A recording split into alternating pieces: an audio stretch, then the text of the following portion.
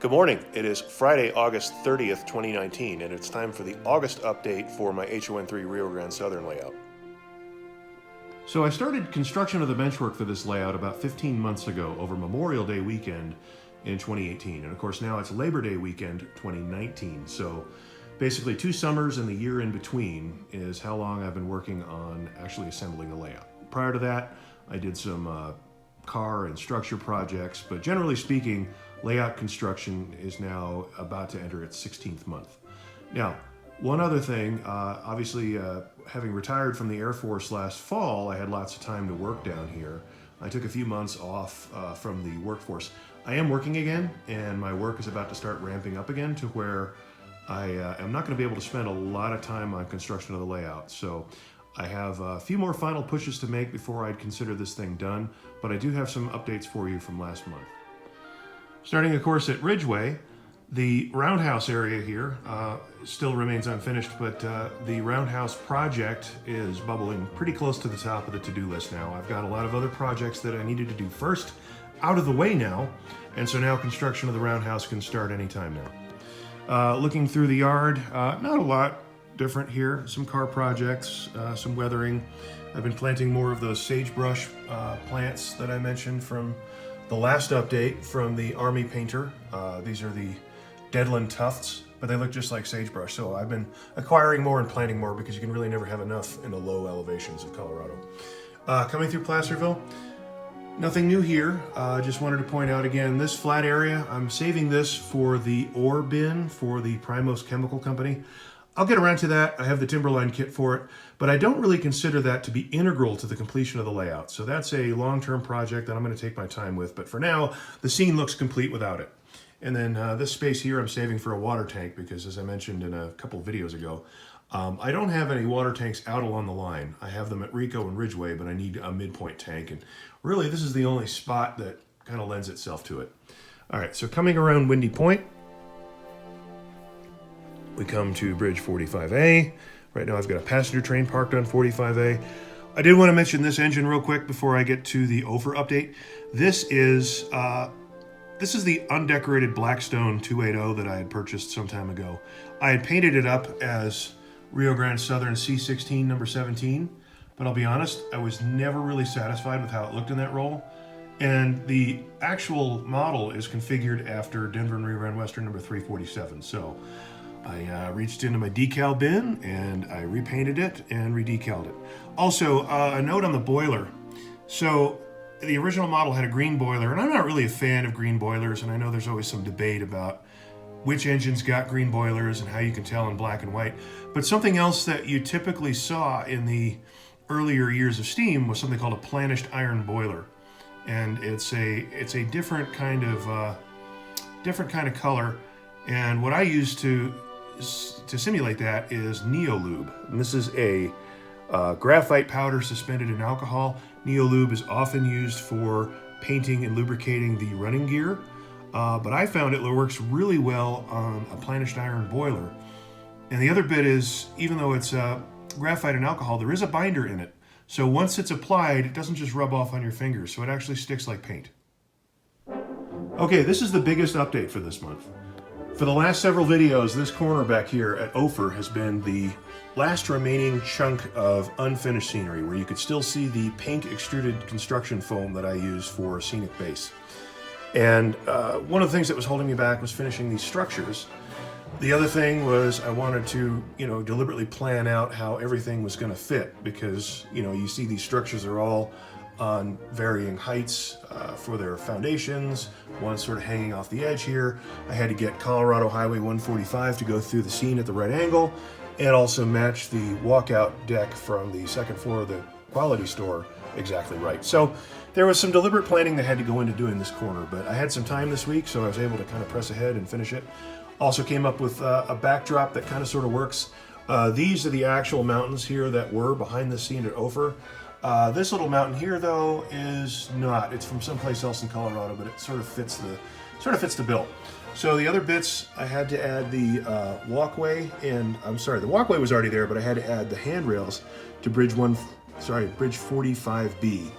And as far as I can tell, this is the only trestle in the RGS that actually had a walkway with a handrail, but I didn't want to add the handrail until after I'd finished the scenery in this area because it's pretty delicate. The other fiddly bit that was kind of a bit of a challenge was fitting this staircase in for Mrs. Gillen's store. So it did, the real store had a long descending staircase that came down to the road level, but it kind of stuck out more. But because my scene is much more shallow, I had to make the lower portion longer to meet up with the road and basically have enough clearance here at the track so that a K27 with a snowplow mounted won't take out the stairs.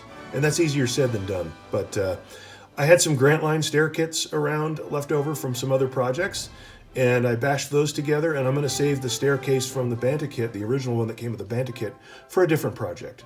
So that's pretty much it for Ophir. Finally, one last remaining bit, obviously, I need to put the handrails in. There was a sort of a guardrail fence that went along here, also made of logs. I ran out of the right size dowel, so I think I'll be making a trip to Hobbytown this weekend. And then also there's a debris pile down here, and this is based on photographs. There were some structures that were kind of set out on their own retaining walls out here, and they were moved and torn down over time. And a lot of this debris is from that, and a lot of this debris is simply trash that appears to have been thrown over the edge.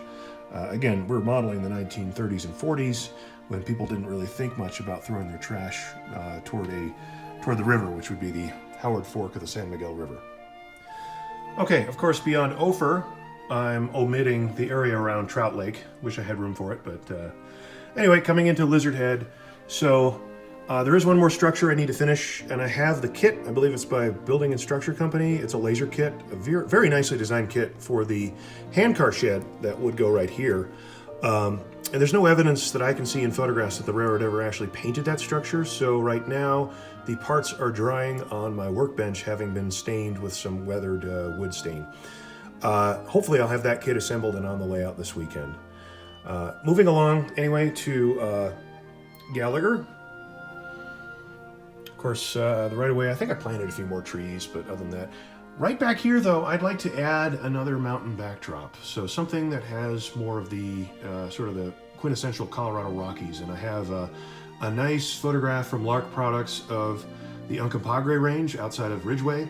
And although it's not specific to this location, it is along the Rio Grande Southern, and it will give it sort of some drama. And also, I want it to sort of be a bookend balance to these much taller Ophir needles here, so that when I go through the layout here, it doesn't look lopsided. There'll be sort of a symmetry.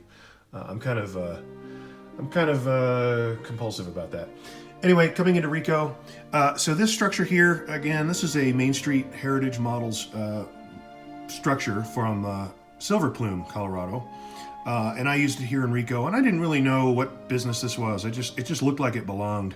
Anyway, found some photographs. There was a Rico Cafe and Tavern on the main drag through Rico, and had a sign that looked similar to this. So I fired this up on PowerPoint and gave it the sign. And so, although this little town area here is placed kind of in a freelanced area because it really should have been behind the depot here, but I wanted an area where I could have some detailed structures, and so I did that. I put it here, and these two buildings here represent real businesses that were in the town of Rico. And of course, back here is the mill, the Rico Argentine Pro Patria Mining and Milling Company, which is kit bashed from a pair of Grant Line East Terrible stamp mills and an AHM warehouse. All right, coming through Rico, one structure really remains for Rico that I can think of. There was a little fuel shed that went back here in the corner for the Galloping Goose, and it was part of the Rico Outbuildings kit I got from Banta Model Works, and I just have to put it together. It should be a real simple build. I doubt it'll take even an hour. And then other than that, that's pretty much it. So the Rio Grande Southern and HOn3 kind of approaching what I would consider a finished state. Obviously, I have dozens of car kits to build. I have some other ancillary structures to build, and clearly the roundhouse is the big ticket item. And then if I decide to build some sort of a model of the Ridgway Depot, I know that I keep hemming and hawing about that. You know, there's some value in leaving this space open, but there's also some value in adding one more depot to kind of balance everything. So we'll see. A lot of it depends on what time I have and what I'm inspired to do. And of course, once we get to that point, I'll be starting the operating plan. So I have all the paperwork on hand: car cards, way bills, locomotive cards, bad order cards, train orders, dispatch sheets, switch lists, you name it. And we can operate this thing like the real Rio Grande Southern, with lots of coffee and beer. And with that, I'm going to call this video done, and I'm going to run a train.